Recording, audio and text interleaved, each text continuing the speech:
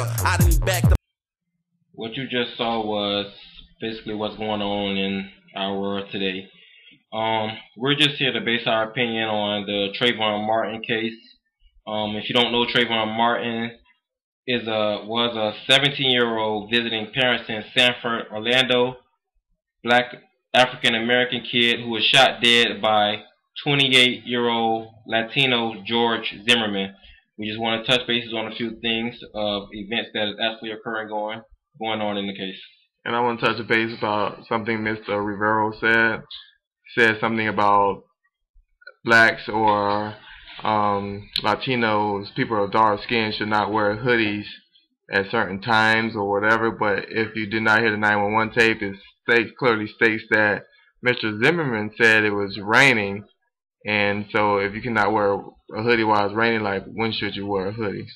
Another thing is the 911 call says, George Zimmerman says, he actually calls Trayvon Martin a fucking coon.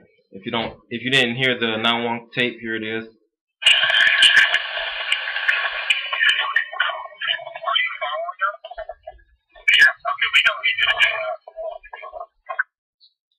Okay, yeah. If you don't know, the word coon is actually a derogatory slang word using against African American people. Some people actually saying that he said fucking goon, but honestly, let's be logical about that. That wouldn't even make sense when he first of all, for one, he's chasing an African American man, and just so happens that that's what the actual definition of the word coon means. Another thing I want to touch bases on is the fact about how the police department actually did a half job investigating the case. They basically didn't do no drug test on Mr. Zimmerman. Probably didn't even check the gun or anything of that nature. They saying another thing is they say that he was suspended. I don't know what the situation that Trayvon was actually suspended for, but the fact is Zimmerman didn't know that he was suspended. So my thing is, why? So you're basically judging the book by its cover, because you don't know at this point that he's suspended. You just basically shot him because he looked suspicious because he's wearing a hoodie, which is raining. I don't understand why he can't wear a hoodie, because most men actually don't carry umbrellas.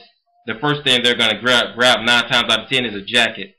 And I want to state that the gun law. Okay, first of all, the pictures that we're seeing of Mr. George Zimmerman is a jail picture. Like, nobody have a regular picture of Mr. George Zimmerman, and they state that he has his license, and you have a jail picture that's going around. And can you state me the gun license about how can he shoot this guy? So my thing is the self-defense thing. For one, the actual gun license clearly states. Let me find it 1 second. Here it is. The gun license states, when can I use my handgun to protect myself?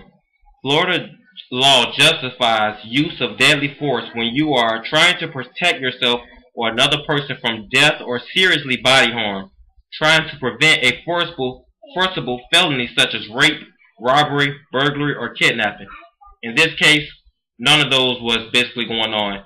So you can't even blame it on self-defense or say that he was actually burglarizing something, or the kidnapping thing is basically he was shot for no reason.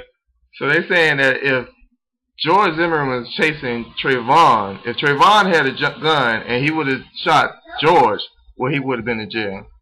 I think my question. I personally. Because clearly it states that he was chasing him.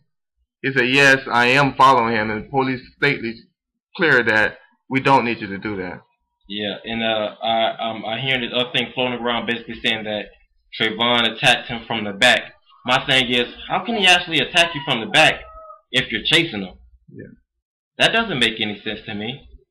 So where I don't even understand where the Sanford Police Department can even say that honestly doesn't make not a little bit of sense. So that's just a few things. That's just our opinion on how we feel about the case. We just want to let you guys know. Let's be aware, man. Let's be aware. I am Trayvon Martin.